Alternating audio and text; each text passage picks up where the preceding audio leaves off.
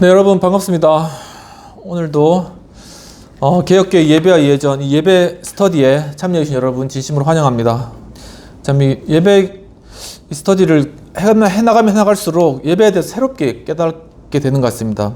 지난 시간에도 이제 어떤 세례의 그런 방식에 대해서 또 초대교회는 또 이렇게 귀를 만지면서 이렇게 바람을 후 불어서 그렇게 세례를 또 주었다라는 그런 내용들을 우리가 보았는데 그 귀를 이제 열리게 하는 그런 의미가 있었다라는 것이죠.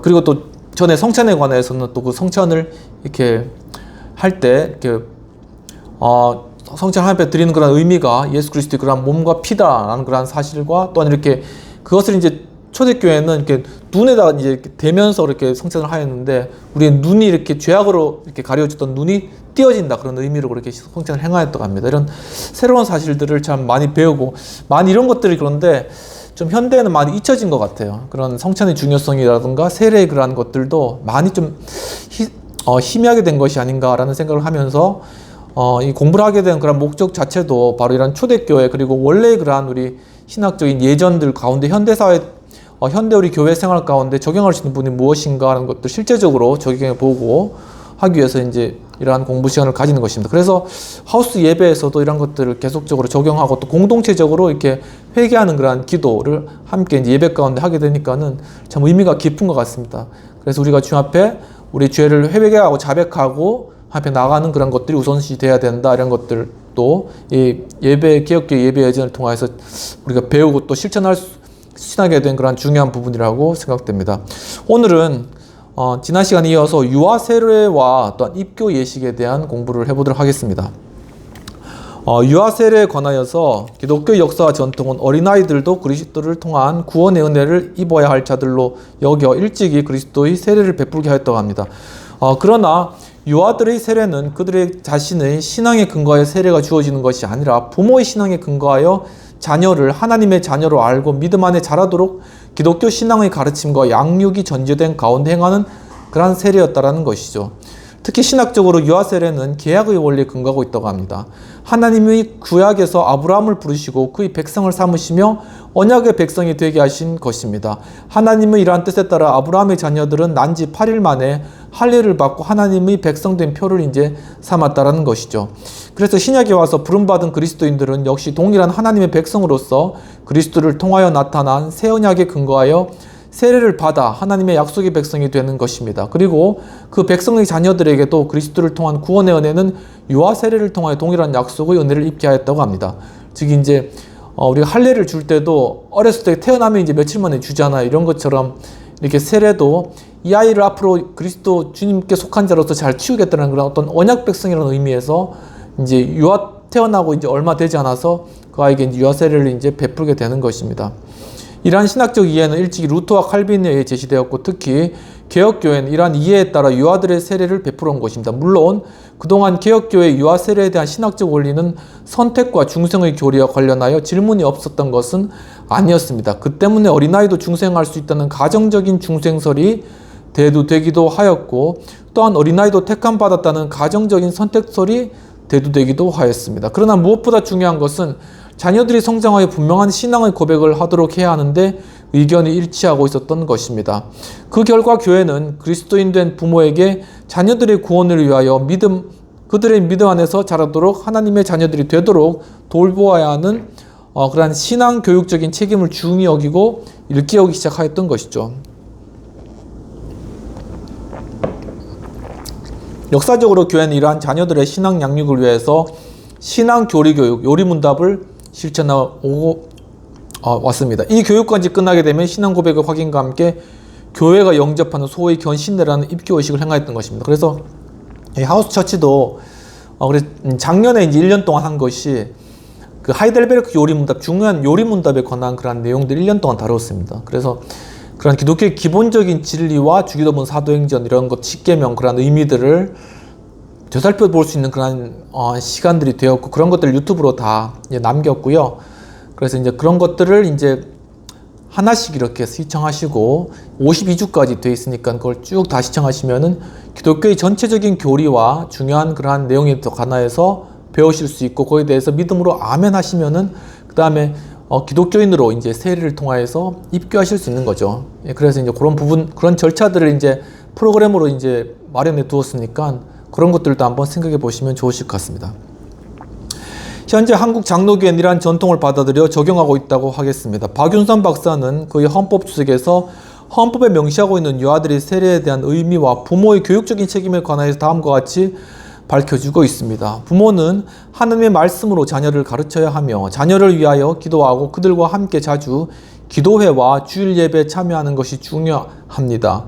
그리고 신앙의 본을 보여야 합니다. 이러한 부모로서의 책임을 감당하지 않고 유아 세례를 받게 하는 것은 진정한 세례의 유익을 알지 못하는 결과를 초래할 것입니다. 그리고 유아 세례 시에 부모에게서 확인해야 할 신앙의 정도를 다음과 같은 기준으로 설명하고 있는데, 첫째는 그리스도의 피로 씻음과 성령의 새롭게 하심에 대한 신앙을 알아보는 것.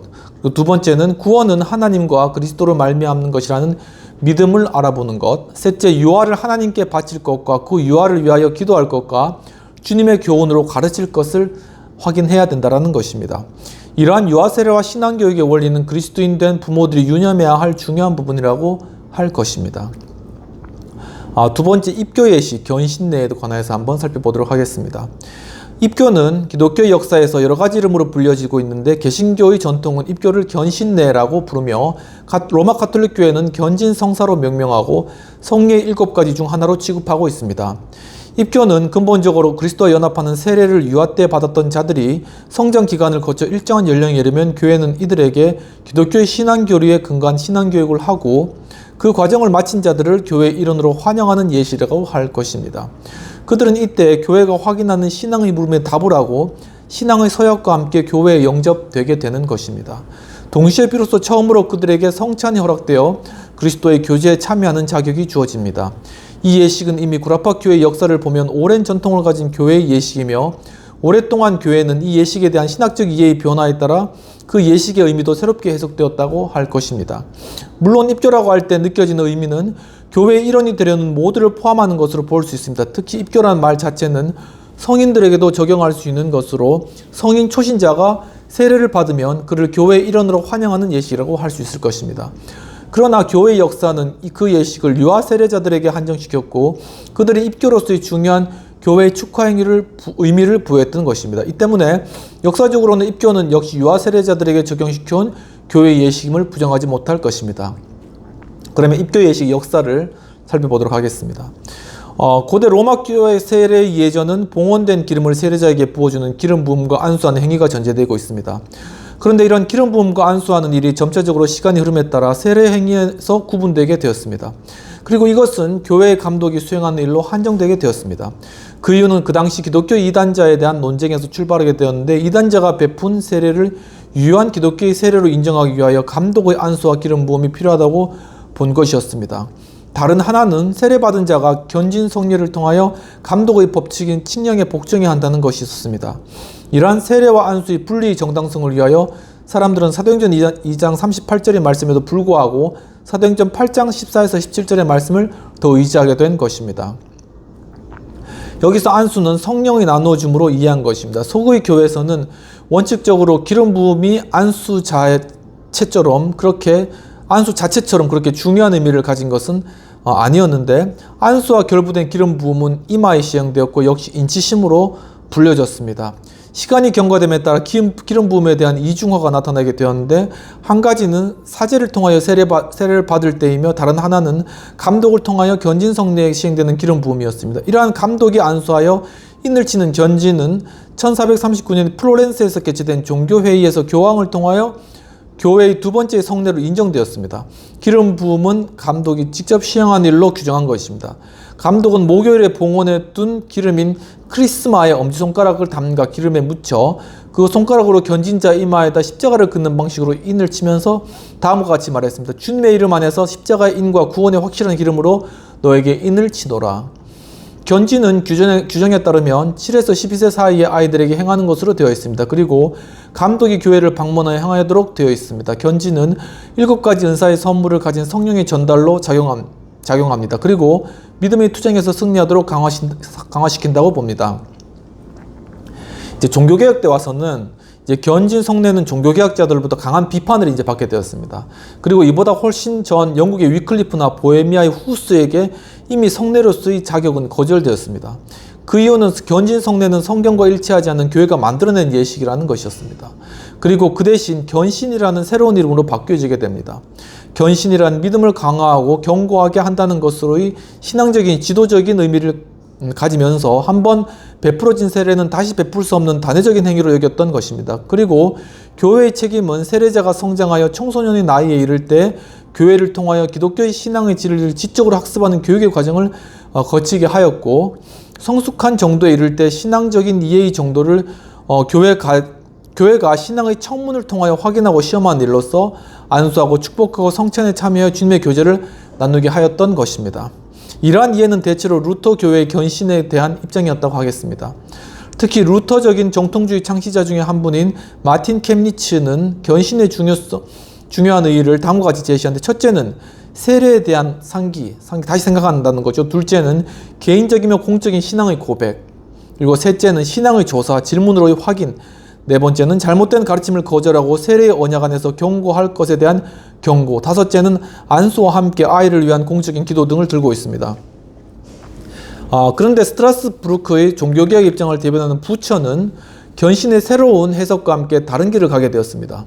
중요한 것은 그 믿음 안에서 강화하는 행위로 보는 견신은 교회 학습을 거치게 하였고 시험을 치르게 하였으며 세례에 대한 서약의 의미를 덧붙였습니다. 그리고 이러한 서약과 함께 개인적이며 의식적인 신앙 고백이 요구되었습니다. 이러한 공적인 고백을 제시할 준비가 되지 않은 회중에게서 나타나는 교회 훈련이 적용해서 제외시켰던 것입니다.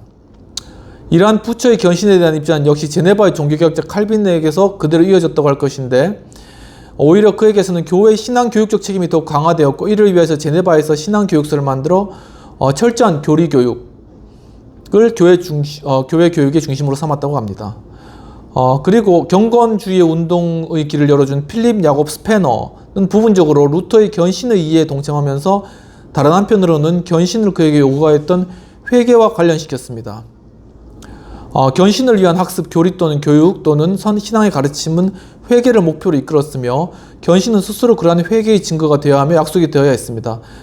즉 그것은 내용적으로 예수 그리스도에 대한 충성의 서약을 뜻하는 것이었습니다. 네, 여기까지 한번 보시고 오늘 공부는 마치도록 하고요. 견신에 관한 신학적 이해와 구체적인 부분들은 다음 주에 좀 더 깊이 살펴보도록 하겠습니다. 기도하고 마치도록 하겠습니다. 하나님 아버지, 참으로 오늘 견신에 관한 그러한 새로운 깨달음을 주시네 감사합니다. 주님, 참으로 이제 우리가 유아 세례로 봤던 그러한 세례가 또한 견신으로 이어져서 믿음을 고백함으로 학습을 통하여서 또한 교회 일원으로 받아들여지는 그러한 중요한 행위로서 하나의 그러한 절차가 있었다는 것을 깨닫게 해주신 은혜에 감사하고, 참 이러한 교회의 여러 절차들을 공부함으로 말미암아 참 우리의 모든 입교의 그러한 행위들이 다시금 우리가 새롭게 우리가 행해 나감으로 말미암아 참 이 땅 가운데 교회 일원이 된다는 것에 대한 축복과 은혜를 함께 나누는 그러한 귀한 그러한 실천들이 이루어질 수 있도록 도와주옵소서. 시간 감사하고 모든 말씀 우리 주 예수님 이름으로 기도합나이다. 아멘. 오늘도 시청해주셔서 감사합니다. 다음 주에 또 이렇게 반가운 얼굴로 다시 견신에 대한 그런 신학적 이해에 대해서 함께 공부하는 그러한 시간으로 만들도록 하겠습니다. 감사합니다.